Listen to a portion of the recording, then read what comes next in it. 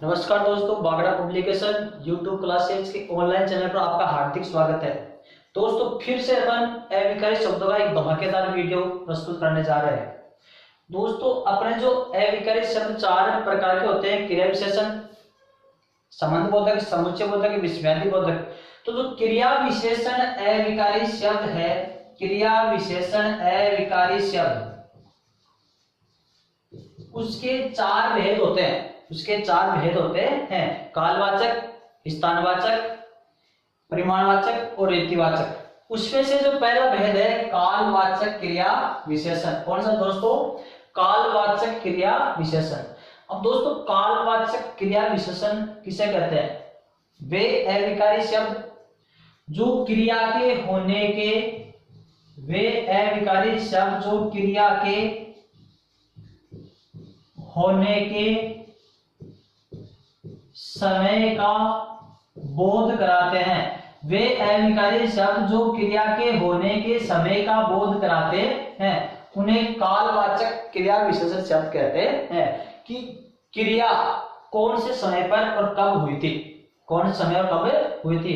तो कालवाचक क्रिया विशेषण जो अविकारी शब्द है, कालवाचक क्रिया विशेषण है, उसका पता लगेगा आपको कब से।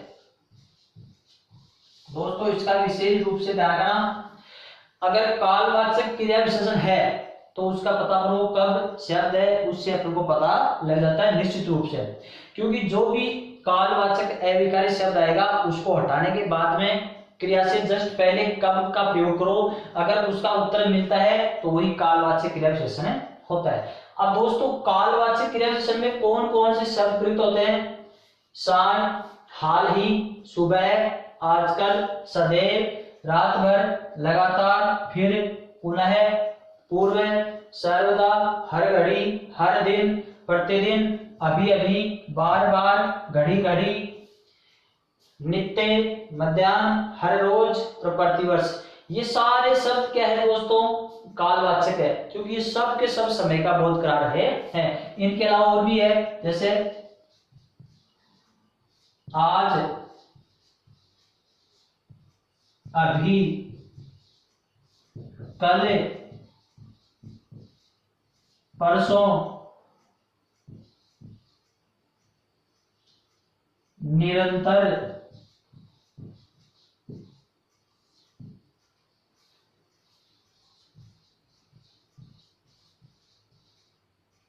बारंबार,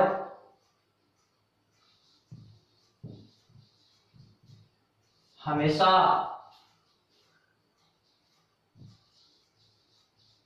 पूर्व, बाद में, पहले, आगे, पीछे, पूर्व, आगे, पीछे।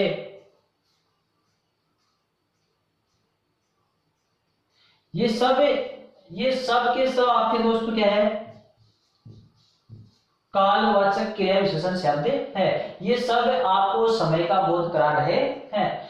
और अगर ये सारे कालवाचक क्रिया विशेषण शब्द अगर क्रिया की विशेषता बताते हैं तब ही वो आपका अविकारी शब्द होगा। अगर क्रिया की विशेषता नहीं बताते हैं तो आपका अविकारी शब्द नहीं होता है।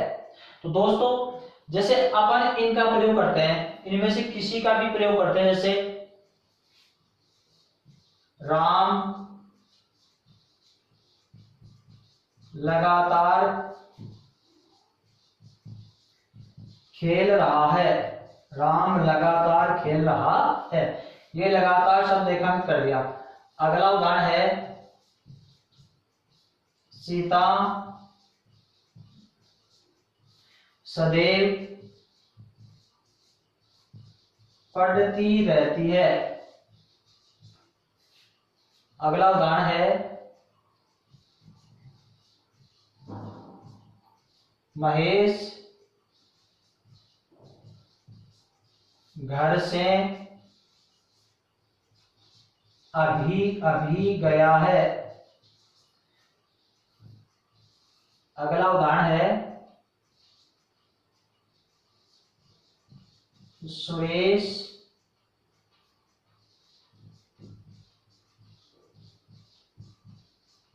आगे गया, सुरेश आगे गया।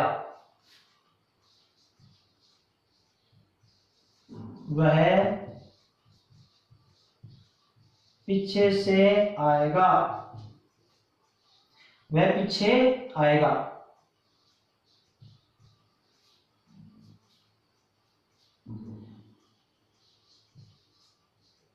हम विद्यालय में निरंतर पढ़ रहे हैं। सुरेश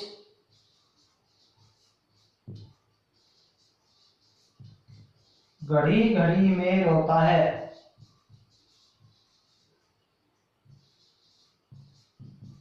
कुत्ता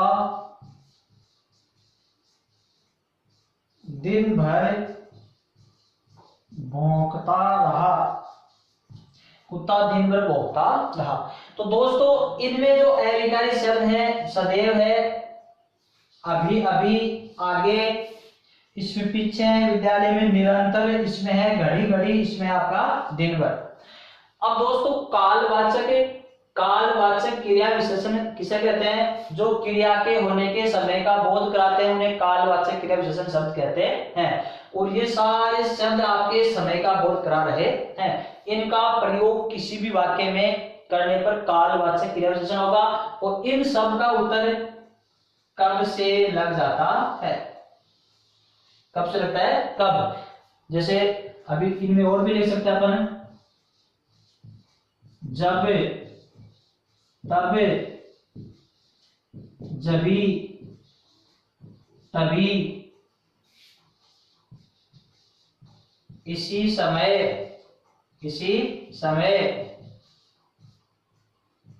उसी समय, अब।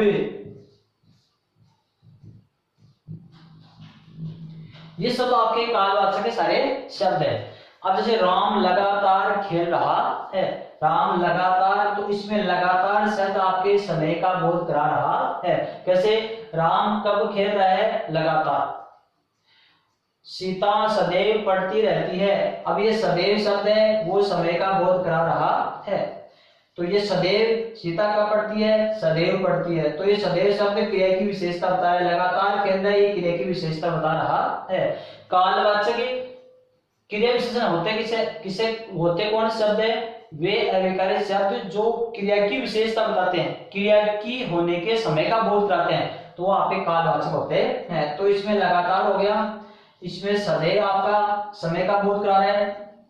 महेश घर से अभी गया है, महेश घर से अभी गया है। इसमें जो अभी शब्द है, अभी गया है, ये क्रिया की विशेषता बता रहा है और समय का बोध करा रहा है। सुरेश आगे गया है, आगे गया, ये जाने का समय का बोध करा है कि 10 मिनट पहले गया। वह पीछे आएगा, ये पीछे काल का बोध करा है, समय का बोध करा रहा है और 10 मिनट बाद में आने का बोध करा रहा है। हम विद्यालय में निरंतर पढ़ रहे हैं, हम विद्यालय में निरंतर पढ़ रहे हैं, तो ये निरंतर शब्द है, समय का बोध करा रहा है और ये इसमें प्रयुक्त हो गया। सुरेश घड़ी घड़ी में रोता है, घड़ी घड़ी में, सुरेश कब रोता है? घड़ी घड़ी में रोता है, ये भी समय का बोध करा है। कुत्ता दिन भर या रात भर भौंकता रहा, तो कुत्ता कब भौंकता है? दिन भर, रात भर। तो ये हो गया आपका कालवाचक शब्द। दोस्तों आपको विशेष रूप से ध्यान ये रखना है, अगर इनमें से किसी भी अविकारी शब्द का प्रयोग किया जाता है तो सारे आपके कालवाचक क्रिया विशेष शब्द होते हैं, क्योंकि ये सब के सब आपके समय का बोध करा रहे हैं। जैसे साय, हाल, हाल ही, सुबह, जैसे इसका अपन प्रयोग करते हैं तो हो जाएगा कि रमेश हाल ही में पुस्तक पढ़ रहा था, रमेश हाल ही में पुस्तक पढ़ रहा था। तो रमेश पुस्तक कब पढ़ रहा था? हाल ही मतलब तुरंत, अभी अभी। सुबह गया, आजकल किसान आजकल फसल काटता है, किसान आजकल फसल काटता है, तो कब काटता है? आजकल। वह सदैव विद्यालय जाता है, किसान रात भर जागता है, रमेश लगातार पुस्तक पढ़ रहा है, वह फिर से घर आ गया, राम पुनः जयपुर गया, कब गया? पुनः। वह पूर्व चला गया, पक्षी सर्वदा उड़ते हैं, पक्षी सर्वदा उड़ते हैं। रमेश हर घड़ी पढ़ता रहता है। मैं हर दिन खेलता हूँ। रमेश प्रतिदिन विद्यालय जाता है। वह अभी अभी रो रहा है। वह अभी अभी रो रहा है। सुरेश बार बार घर जाता है। वह घड़ी घड़ी छत पर चढ़ता है। तो छत पर कब चढ़ता है? घड़ी घड़ी। तो घड़ी घड़ी चढ़ने के लिए प्रयुक्त हो रहा है। मैं नित्य व्यायाम करता हूँ। वह मध्याह्न घर गया। वह हर रोज खेलता है। मैं प्रतिवर्ष सफल होता हूँ। वह आज रो रहा है। वह अभी सो रहा है। वह कल जयपुर गया। वह परसों आएगा। रमेश निरंतर सो रहा है। सीता बारंबार फेल हो रही है। वह हमेशा खेलता है। वह पूर्व गया। वह बाद में आएगा। हम पहले खेलेंगे। वह आगे गया। वह पीछे आएगा। जब तब वह जब राम आएगा तब सीता खेलेगी। जब राम आएगा तब सीता खेलेगी। तो कब आएगा और कब खेलेगी? तो जब तक दोनों आप समय का बोध करा रहा है। जब भी विद्यालय जाओ तब पुस्तकें पढ़ो, ये हो गया आपका समय का। वह इसी समय खेल रहा है। वह उसी समय घर गया और मैं अब पढ़ रहा हूँ। कब पढ़ रहा है? अब पढ़ रहा हूँ। तो वह दोस्तों इनका प्रयोग करने पर समय का बोध कराते हैं। और ये होते हैं आपके कालवाचक क्रिया विशेषण शब्द। इस फिर है दोस्तों अपने स्थानवाचक क्रिया विशेषण। तो स्थानवाचक क्रिया विशेषण किसे कहते हैं? वे अविकारी शब्द जो क्रिया के होने के स्थान का बोध कराते हैं। वे अविकारी शब्द जो क्रिया के होने के स्थान का बोध कराते हैं कि क्रिया कौन से स्थान पर कौन सी जगह हो रही है।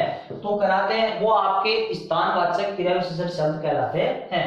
क्रिया के होने के स्थान का, पहले वाला था कालवाचक, वो क्रिया के होने के समय का बोध करा रहे थे। ये क्रिया के होने के स्थान का बोध करा रहे हैं। उसमें क्रिया कब हुई थी और इसमें क्रिया कहाँ हो रही है। तो स्थानवाचक क्रिया विशेषण का पता आपको कहाँ से लगेगा? अगर अपन क्रिया से पहले कहाँ का प्रयोग करते हैं उसका उत्तर मिल जाए तो वो स्थानवाचक है, और कब का प्रयोग करते हैं उसका उत्तर मिल जाए तो वो कालवाचक है। तो स्थानवाचक अविकारी शब्द कौन कौन से होते हैं? आगे, पीछे, इस ओर, उस ओर, आर पार, ऊपर, नीचे, सर्वत्र, दूर, तले, मध्य, अन्यत्र, आसपास, दाएं बाएं, किस ओर, एक तरफ, सामने, समीप, निकट,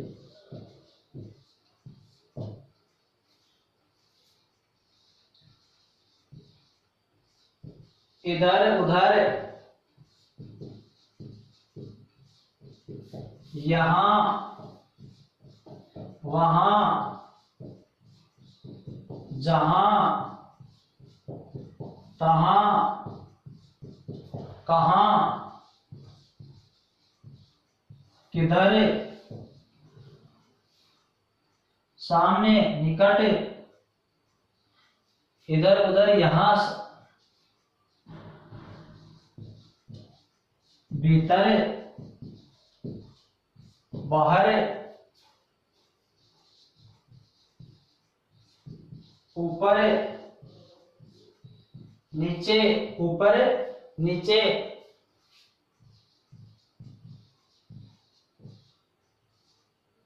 सामने, सर्वत्र,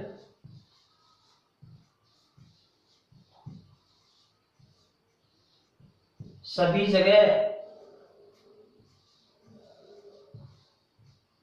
इधर,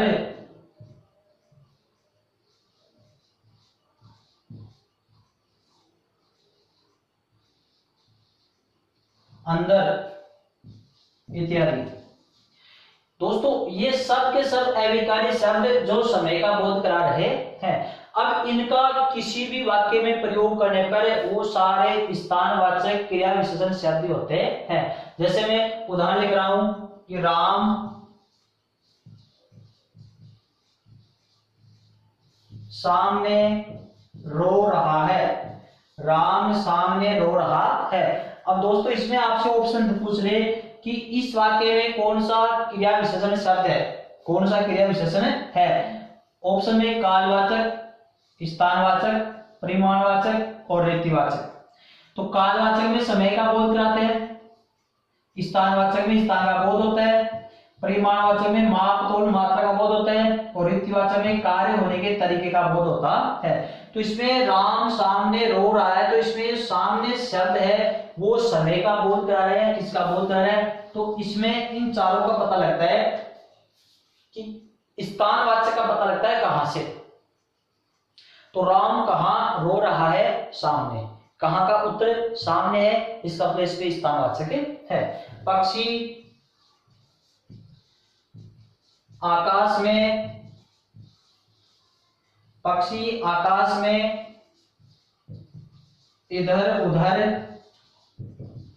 उड़ रहे हैं, पक्षी आकाश में इधर उधर उड़ रहे हैं। तो पक्षी कहां उड़ रहे हैं, इधर उधर, ये हो गया आपका स्थानवाचक। राम सर्वत्र भजन गाता है, राम सर्वत्र भजन गाता है। तो इसमें राम कहां भजन गाता है, सर्वत्र, सभी जगह, राम सभी जगह गाता है। तो ये हो गया आपका स्थानवाचक। राम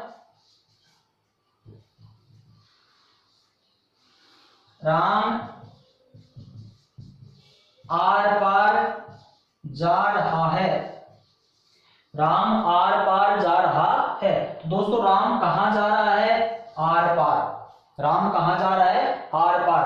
अब आर पार का मतलब है कि स्थान से, एक स्थान से दूसरे स्थान को, तो उस समय का, स्थान का बोध करा रहा है, आर पार जा रहा है। फिर अपन कोई सा भी लेते हैं, से रमेश भीतर रो रहा है, रमेश भीतर रो रहा है। तो रमेश कहां रो रहा है, भीतर, भीतर रो रहा है। ये हो गया आपका स्थानवाचक अविकारी शब्द।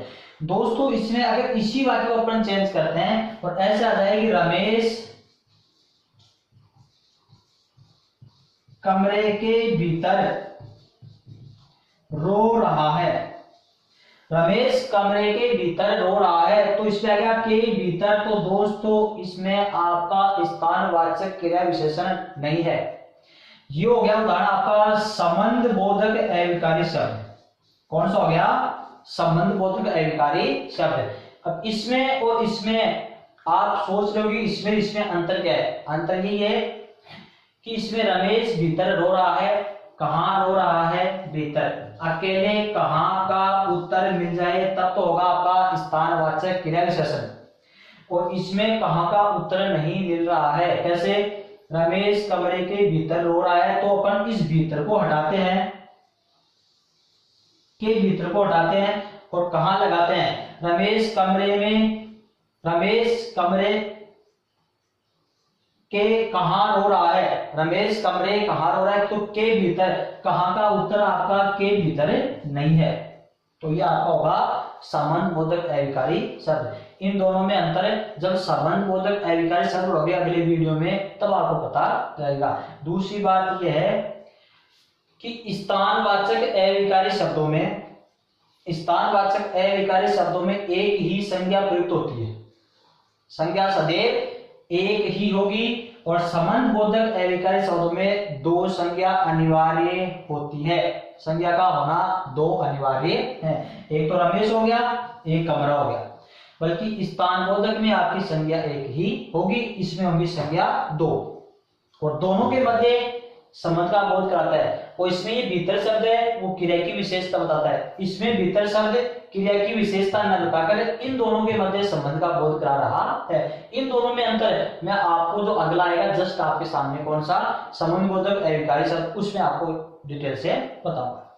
तो दोस्तों ये सब के सब हो गया। तो कहाँ रो रहा है, भीतर, कहाँ गया, आर पार, कहाँ गा रहा है गीत, सर्वत्र, किधर उड़ रहा है, इधर उधर, कहाँ उड़ रहा है, इधर उधर, कहाँ रो रहा है, सामने।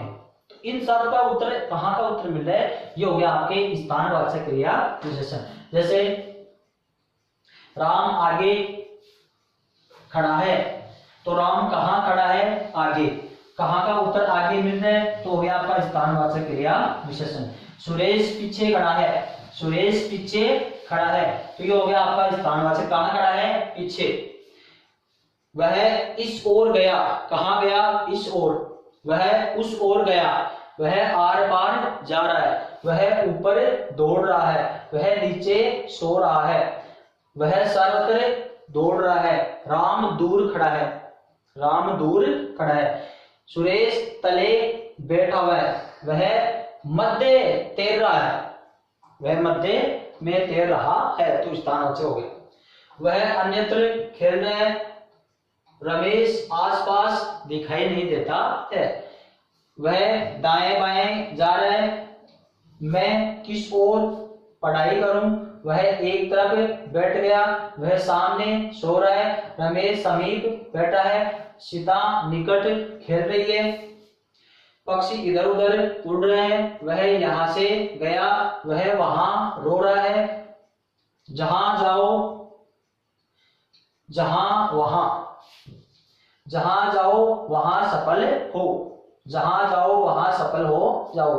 वह कहाँ खेलता है, रमेश किधर गया, वह भीतर सो रहा है, वह बाहर खेल रहा है, रमेश ऊपर चला गया, सीता नीचे सो रही है, सामने, वह सामने खेल रहा है, वह सर्वत्र दौड़ रहा है, पशु सभी जगह चरते हैं, वह इधर गया, रमेश अंदर गया। तो ये सब आपके समय का बोध करा रहा है। दोस्तों एक आगे और पीछे, ये दो अविकारी शब्द आपके कालवाचक में भी आए थे। ये तो है आपका कालवाचक, ये है आपका स्थानवाचक।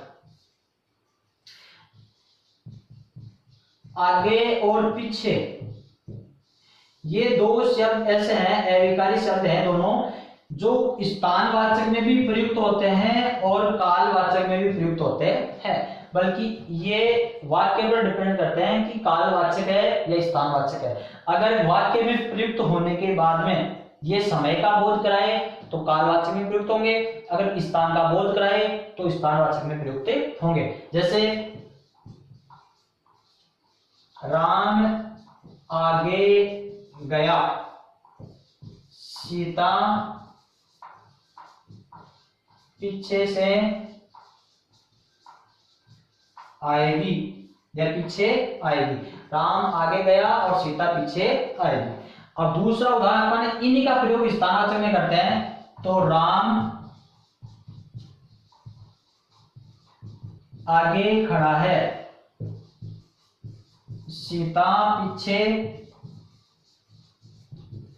खड़ी है। अब दोस्तों आपके सामने देखो, इसमें आगे पीछे का प्रयोग हो रहा है और इसमें भी आगे और पीछे का प्रयोग हो रहा है, बल्कि इन दोनों वाक्यों में आगे और पीछे एक समय का बोध करा रहा है और इन दोनों में आगे और पीछे दोनों स्थान का बोध करा रहे हैं। कैसे, राम आगे गया और सीता पीछे आएगी, इसका मतलब राम 10 मिनट पहले गया और सीता पीछे 10 मिनट बाद में आएगी, तो समय का बोध करा रहे हैं। अब यहाँ पर है राम आगे खड़ा है, सीता पीछे खड़ी है। इस वाक्य में आगे और पीछे एक स्थान का बोध करा है कि राम आगे खड़ा है और सीता पीछे खड़ी है। तो दोस्तों आगे और पीछे आपके कालवाचक और स्थानवाचक दोनों में प्रयुक्त होते हैं, बल्कि वो वाक्य पर डिपेंड करता है कि कौन सा समय का बोध करा है और कब ये स्थान का बोध कराते हैं। तो दोस्तों इसका आप विशेष रूप से ध्यान रखना। ये हो गया आपके स्थानवाचक। इन सब का उत्तर आपको कहां से प्राप्त हो जाएगा, जैसे कहां खड़ा है आगे, कहां पीछे, कहां इस ओर, कहां उस ओर, कहां आर पार, कहां ऊपर, कहां नीचे, कहां सर्वत्र, ये सब कहां का उत्तर है। इसका उत्तर सारे ये उत्तर इसके, और वह कब होता, अब कब का देखो, कब नीचे उत्तर नहीं मिल रहा है, कब ऊपर उत्तर नहीं मिल रहा है, तो ये हो गया आपका स्थानवाचक और वो था आपका कालवाचक। अब दोस्तों तीसरा है अपना परिमाणवाचक क्रिया विशेषण। परिमाणवाचक क्रिया विशेषण में क्या होता है कि वे अविकारी शब्द जो क्रिया की मात्रा माप तोल का बोध कराते हैं, माप तोल का बोध कराते हैं कि मतलब क्रिया कितनी मात्रा में, वे अविकारी शब्द जो क्रिया के माप तोल और मात्रा का बोध कराते हैं वो आपके परिमाणवाचक क्रिया विशेषण शब्द कहलाते हैं। और परिमाणवाचक क्रिया विशेषण का पता लगेगा कितना, कितना शब्द से आपको इसका पता लगता है कि कितना, कितनी, कितने। पहले दो थे, कालवाचक में कब से पता लग रहा था, स्थानवाचक में कहां शब्द है, और परिमाणवाचक में कितना। कितना शब्द का प्रयोग करने पर उसका उत्तर मिलता है तो वो आपका परिमाणवाचक ही क्रिया विशेषण होता है। तो वे अविकारी शब्द जो क्रिया की मात्रा माप तोल का बोध कराते हैं वो परिमाणवाचक क्रिया विशेषण शब्द होते हैं। जैसे खूब, अत्यंत, पर्याप्त, अत्यधिक, अति, प्रचुर, बड़ा, अतिशय, अल्प, रति भर, बहुत, न्यून, टूक, किंचित, जरा, तनिक, लगभग, बिल्कुल, केवल, बस, काफी, जितना उतना, बराबर, बारी बारी, तिल तिल, एक एक, यथाविधि, भारी, बहुत, अधिक, कम,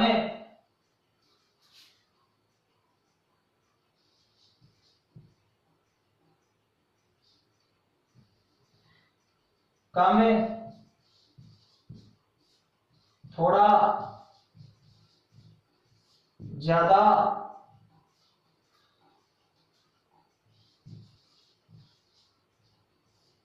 न्यून,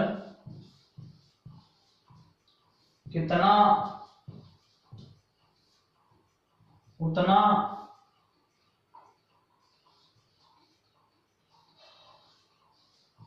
अतीव,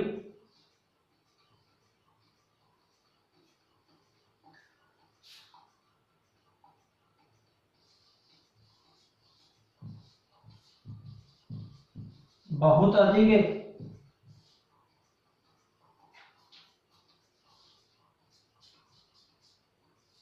मात्र,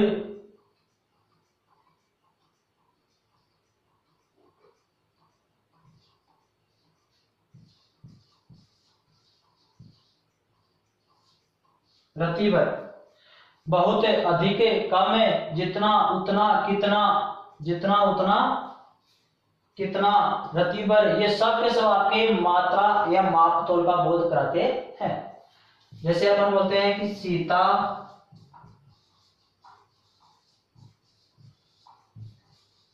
अधिक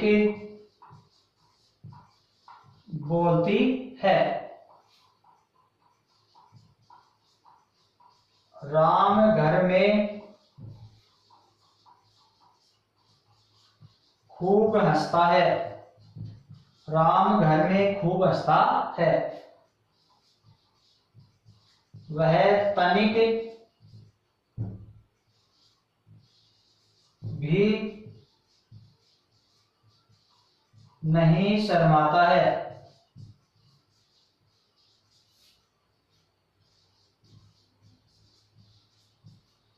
जितना खाओगे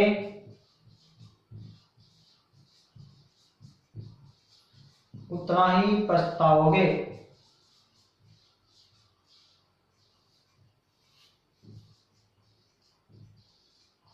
राम अत्यधिक पढ़ता है,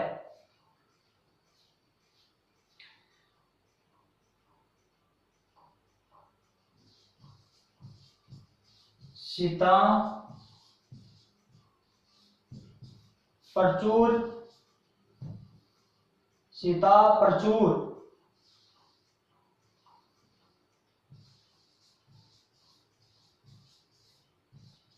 खरीदती है। ऐसे ही इनका प्रयोग करने पर जैसे सीता अधिक बोलती है तो यह आपका अविकारी शब्द हो गया, कितना, इसका उत्तर मिल रहा है कितना। सीता कितना बोलती है, अधिक। तो ये हो गया आपका परिमाणवाचक है।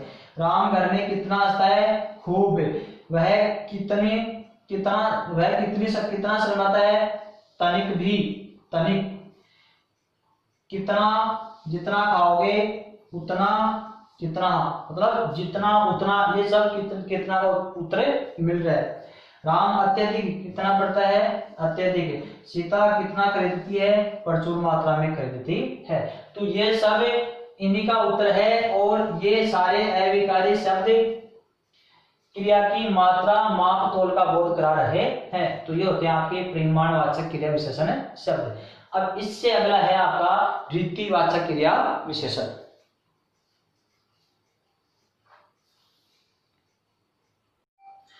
अब चौथा है आपका रीतिवाचक क्रिया विशेषण। तो रीति का अर्थ होता है तरीका, ढंग, शैली। तो वे अविकारी शब्द जो क्रिया के होने के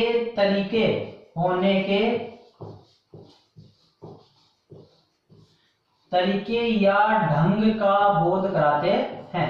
ढंग का बोध कराते हैं कि क्रिया कौन से तरीके से, कौन से ढंग से, कौन से शैली से हो रही है, उसका बोध कराते हैं। वो रीतिवाचक क्रिया विशेषण शब्द होते हैं। जैसे रीतिवाचक क्रिया विशेषण शब्द का पता लगेगा आपको कैसे का प्रयोग करने पर रीतिवाचक शब्द का उत्तर मिलता है। तो आपका क्रिया के होने के तरीके का, ढंग का बोध कराते हैं। जैसे रीतिवाचक शब्दों में कौन कौन से होते हैं, ऐसे, वैसे, जैसे, यथा, तथा, अनायास, एक साथ, परस्पर, ध्यानपूर्वक, अवश्य, सही, एकाएक, सचमुच, जरूर, दरअसल, वास्तव में, कदाचित, शायद, संभवतः, धड़ाधड़, सटासट, गटागट, सरासर, चटाचट, नहीं, मत, हाँ जी, हाँ जी, ठीक, सच, कभी नहीं, किस लिए। धीरे धीरे, तेज, मंद मंद,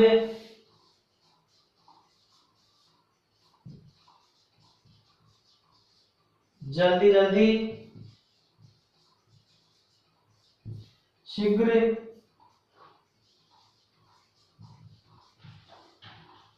अचानक, इत्यादि। ये शब्द आपके सदैव क्रिया के होने के तरीके का बोध कराते हैं। तो क्रिया के होने के तरीके, ढंग का बोध कराए, वो रीतिवाचक क्रिया विशेषण शब्द कहलाते हैं। जैसे राम ध्यानपूर्वक सुनता है। सीता